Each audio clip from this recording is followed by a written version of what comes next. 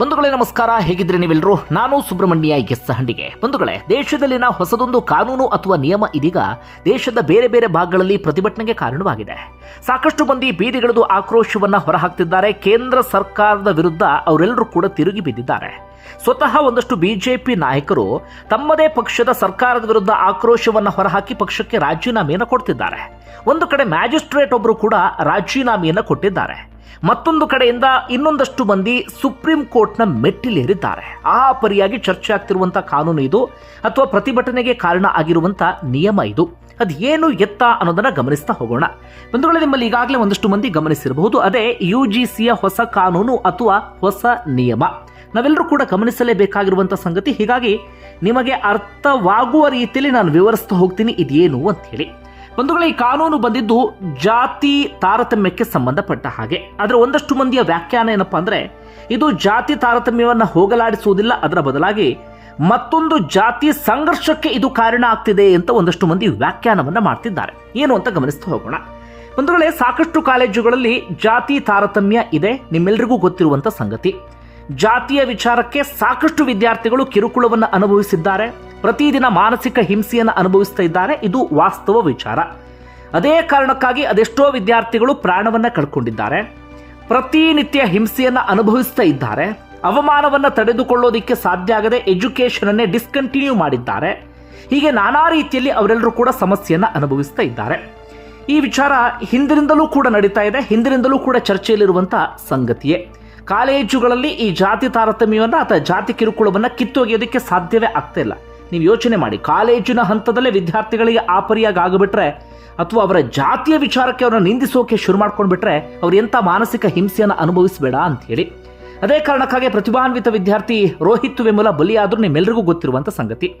ಈ ರೀತಿಯಾಗಿ ಜಾತಿ ಕಾರಣಕ್ಕಾಗಿ ಬಲಿಯಾದಂಥ ವಿದ್ಯಾರ್ಥಿಗಳ ವಿಚಾರಕ್ಕೆ ಸಂಬಂಧಪಟ್ಟ ಹಾಗೆ ಸುಪ್ರೀಂ ಕೋರ್ಟ್ ಒಮ್ಮೆ ವಿಚಾರಣೆ ನಡೆಸುವ ಸಂದರ್ಭದಲ್ಲಿ ಸ್ಪಷ್ಟವಾಗಿ ಸೂಚನೆಯನ್ನು ಕೊಡುತ್ತೆ. ಕಾಲೇಜುಗಳಲ್ಲಿ ಹೇಗಾದರೂ ಮಾಡಿ ಜಾತಿ ತಾರತಮ್ಯವನ್ನು ಕಿತ್ತೊಗೆಯಬೇಕು. ಈ 2012ರ ಕಾನೂನು ಇದೆಯಲ್ಲ, ಅದಷ್ಟು ಪರಿಣಾಮಕಾರಿಯಾಗಿಲ್ಲ. ಹೀಗಾಗಿ ಅದಕ್ಕೆ ಸಂಬಂಧಪಟ್ಟ ಹಾಗೆ ಒಂದು ಸ್ಪಷ್ಟವಾದಂಥ ಕಾನೂನನ್ನು ರೂಪಿಸಿ ಅಂತ ಹೇಳಿ ಸುಪ್ರೀಂ ಕೋರ್ಟ್ ಸೂಚನೆಯನ್ನು ಕೊಡುತ್ತೆ.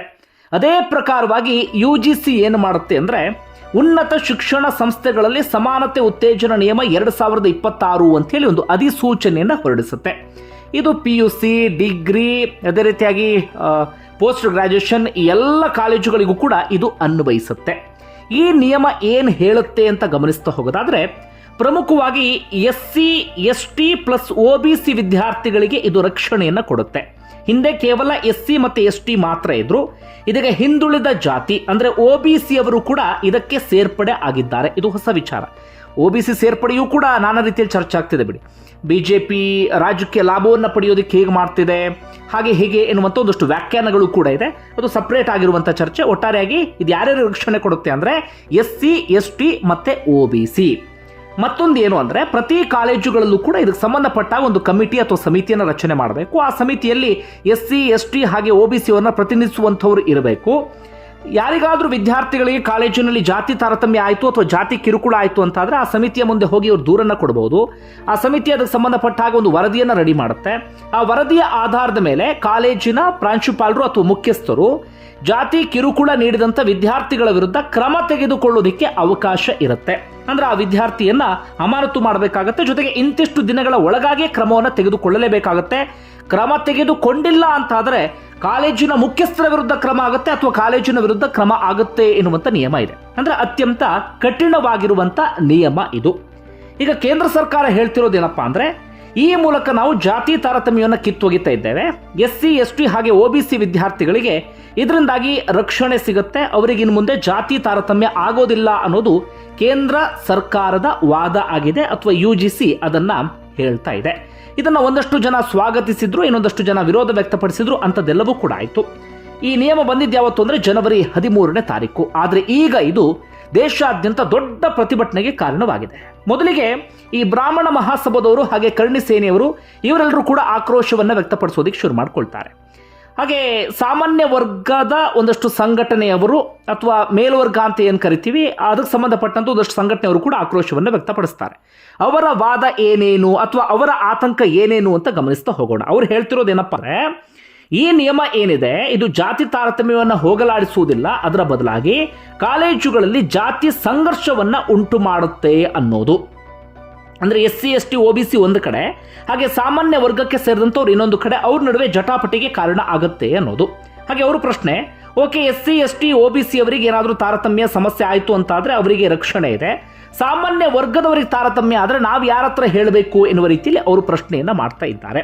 ಅದೇ ರೀತಿಯಾಗಿ ಅವರ ಇನ್ನೊಂದು ಪ್ರಶ್ನೆ ಏನಪ್ಪಾ ಅಂದರೆ, ಓಕೆ ಈಗ ಸಾಮಾನ್ಯ ವರ್ಗದ ವಿದ್ಯಾರ್ಥಿಯ ಬಗ್ಗೆ SC ST OBC ವಿದ್ಯಾರ್ಥಿಗೆ ದ್ವೇಷನೋ, ವೈಯಕ್ತಿಕವಾದಂಥ ದ್ವೇಷನೋ ಅಥವಾ ವೈಯಕ್ತಿಕವಾದಂಥ ಈರ್ಷೆನೋ ಏನೋ ಒಂದು ಇರುತ್ತೆ. ಆಗ ಈ ಕಾನೂನನ್ನು ಬಳಸಿಕೊಂಡು ದೂರನ್ನು ಕೊಟ್ಟರೆ ಸಾಮಾನ್ಯ ವರ್ಗದ ವಿದ್ಯಾರ್ಥಿ ಬಲಿಯಾಗಬಿಡ್ತಾನೆ ಅಥವಾ ಸಾಮಾನ್ಯ ವರ್ಗದ ವಿದ್ಯಾರ್ಥಿಯ ಜೀವನ ಹಾಳಾಗಿ ಹೋಗಿಬಿಡುತ್ತೆ. ಹೀಗಾಗಿ ಸಾಮಾನ್ಯ ವರ್ಗದ ವಿದ್ಯಾರ್ಥಿಗಳು ಅಥವಾ ಮೇಲ್ವರ್ಗದ ವಿದ್ಯಾರ್ಥಿಗಳು ಪ್ರತಿದಿನ ಕಾಲೇಜಿನಲ್ಲಿ ಆತಂಕದಲ್ಲೇ ಕಾಲ ಕಳೆಯುವಂಥ ಪರಿಸ್ಥಿತಿ ನಿರ್ಮಾಣ ಆಗಿಬಿಡುತ್ತೆ ಅನ್ನೋದು ಕೂಡ ಅವರ ವಾದ ಆಗಿದೆ. ಅವರ ವಾದಕ್ಕೆ ಇನ್ನೊಂದು ಕಾರಣ ಏನಪ್ಪಾ ಅಂದರೆ, 2025ರಲ್ಲಿ ಏನಿತ್ತು ಅಂದರೆ, ಈ ರೀತಿಯಾಗಿ ಏನಾದರೂ ಜಾತಿ ಕಿರುಕುಳಕ್ಕೆ ಸಂಬಂಧಪಟ್ಟ ಹಾಗೆ ಸುಳ್ಳು ದೂರನ್ನು ಯಾರಾದರೂ ಕೊಟ್ಟರೆ ಅವರಿಗೆ ದಂಡ ವಿಧಿಸುವಂಥ ಕಾನೂನು ಇತ್ತು. ಆದರೆ ಈಗ ಆ ದಂಡ ವಿಧಿಸುವಂಥ ಕಾನೂನನ್ನು ಕೂಡ ಕಿತ್ತು ಒಗೆಯಲಾಗಿದೆ. ಈಗ SC ST ಮತ್ತು OBC ಅವರಿಗೆ ಪೂರ್ಣ ರಕ್ಷಣೆ ಎನ್ನುವ ರೀತಿಯಲ್ಲಿ ಕಾನೂನನ್ನು ಜಾರಿಗೆ ತರಲಾಗಿದೆ. ಹೀಗಾಗಿ ಇದೀಗ ಸಾಮಾನ್ಯ ವರ್ಗದ ವಿದ್ಯಾರ್ಥಿಗಳು ಆಕ್ರೋಶವನ್ನು ಹೊರಹಾಕ್ತಾ ಇದ್ದಾರೆ.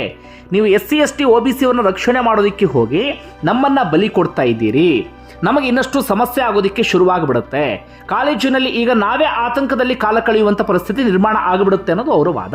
ಆದರೆ SC ST OBC ಅವರು ಹೇಳ್ತಿರೋದೇನು, ನಾವು ಎಷ್ಟೋ ವರ್ಷಗಳಿಂದ ಶತಮಾನಗಳಿಂದ ತುಳಿತಕ್ಕೊಳಗಾಗಿದ್ದೇವೆ, ಸಂಕಟವನ್ನು ಅನುಭವಿಸ್ಕೊಂಡು ಬಂದಿದ್ದೇವೆ, ಈಗ ನಮಗೆ ಈ ಕಾನೂನಿನ ಅಡಿಯಲ್ಲಿ ಒಂದು ಹಂತಕ್ಕೆ ರಕ್ಷಣೆ ಸಿಗ್ತಾ ಇದೆ, ಈ ವಿಚಾರಕ್ಕೆ ಸಂಬಂಧಪಟ್ಟ ಹಾಗೆ ಇನ್ನೊಬ್ರು ಆಕ್ರೋಶವನ್ನು ವ್ಯಕ್ತಪಡಿಸೋದು ಯಾವುದೇ ಕಾರಣಕ್ಕೂ ಸರಿ ಅಲ್ಲ ಅಂತ ಹೇಳಿ. ಆದರೆ ಸಾಮಾನ್ಯ ವರ್ಗದವರು ಮತ್ತೊಮ್ಮೆ ಹೇಳ್ತಾ ಇರೋದು, ಈ ಕಾನೂನನ್ನು ದುರುಪಯೋಗ ಪಡಿಸಿಕೊಳ್ಳುವಂಥ ಸಾಧ್ಯತೆಯೂ ಕೂಡ ಇದೆ ಎನ್ನುವಂಥ ರೀತಿಯಲ್ಲಿ. ಇದೇ ವಿಚಾರಕ್ಕೆ ಸಂಬಂಧಪಟ್ಟ ಹಾಗೆ ಲಕ್ನೋದ ಅಥವಾ ಉತ್ತರ ಪ್ರದೇಶದ ಬರೇಲಿ ಸಿಟಿಯ ಮ್ಯಾಜಿಸ್ಟ್ರೇಟ್ ಆಗಿರುವಂಥ ಅಲಂಕಾರ್ ಅಗ್ನಿಹೋತ್ರಿ ಅನ್ನುವಂಥವ್ರು ಇದೀಗ ರಾಜೀನಾಮೆಯನ್ನು ಕೊಟ್ಟಿದ್ದಾರೆ. ಅವರು ಹೇಳ್ತಿದ್ದಾರೆ, ಇದೊಂದು ಕರಾಳ ಕಾನೂನು, ಶೈಕ್ಷಣಿಕ ವಾತಾವರಣ ಸಂಪೂರ್ಣವಾಗಿ ಹಾಳಾಗುತ್ತೆ ಅನ್ನೋದು ಅವರ ವಾದ ಆಗಿದೆ. ಅದೇ ರೀತಿಯಾಗಿ ಉತ್ತರ ಪ್ರದೇಶದ ಲಕ್ನೋದ ಮೇಲ್ವರ್ಗದ 11 ಮಂದಿ BJPಯ ಸ್ಥಳೀಯ ನಾಯಕರು ಕೂಡ ಇದೀಗ ಪಕ್ಷಕ್ಕೆ ರಾಜೀನಾಮೆಯನ್ನು ಕೊಟ್ಟಿದ್ದಾರೆ. ಇದನ್ನು ವಿರೋಧಿಸಿ ನಾವು ರಾಜೀನಾಮೆಯನ್ನು ಕೊಡ್ತಾ ಇದ್ದೇವೆ, ನಾವೀಗ ರಾಜೀನಾಮೆ ಕೊಟ್ಟಿಲ್ಲ ಅಂತ ಆದರೆ ಇಂಥದ್ದೊಂದು ಕರಾಳ ಕಾನೂನನ್ನು ನಾವು ಸಾಮಾನ್ಯ ವರ್ಗದವರ ಮೇಲೆ ಹೇರಿದಂತಾಗುತ್ತೆ ಅನ್ನೋದು ಅವರ ವಾದ ಆಗಿದೆ. ಒಟ್ಟಾರೆಯಾಗಿ ಹೊಸದೊಂದು UGC ನಿಯಮ ಅಥವಾ ಹೊಸದೊಂದು ಕಾನೂನು ಇದೀಗ ದೇಶದಲ್ಲಿ ಮತ್ತೊಂದು ರೀತಿಯಾದಂಥ ಚರ್ಚೆಗೆ ಕಾರಣ ಆಗಿದೆ. ಇದೆಲ್ಲಿವರೆಗೆ ಹೋಗಿ ತಲುಪುತ್ತೆ ಅನ್ನೋದನ್ನು ಕಾದು ನೋಡೋಣ. ಸದ್ಯಕ್ಕೆ ಸುಪ್ರೀಂ ಕೋರ್ಟ್ ಮೆಟ್ಟಿಲೇರಿದೆ, ಈಗ ಎಲ್ಲರ ದೃಷ್ಟಿ ಸುಪ್ರೀಂ ಕೋರ್ಟ್ನ ಕಡೆಗೆ ನೆಟ್ಟಿದೆ. ಸುಪ್ರೀಂ ಕೋರ್ಟ್ ಇದಕ್ಕೆ ಸಂಬಂಧಪಟ್ಟಾಗ ಯಾವ ರೀತಿ ವ್ಯಾಖ್ಯಾನ ನೀಡುತ್ತೆ ಅದನ್ನು ಕಾದು ನೋಡಬೇಕಾಗಿದೆ. ಬಂಧುಗಳೇ, ಈ ಕಾನೂನಿಗೆ ಸಂಬಂಧಪಟ್ಟ ಹಾಗೆ ನಿಮ್ಗೆ ಏನಿಸುತ್ತೆ ಅದನ್ನು ಕಮೆಂಟ್ ಬಾಕ್ಸಲ್ಲಿ ಮೆನ್ಷನ್ ಮಾಡಿ. ಧನ್ಯವಾದ. ವಿಡಿಯೋ ನೋಡಿದ್ದಕ್ಕೆ.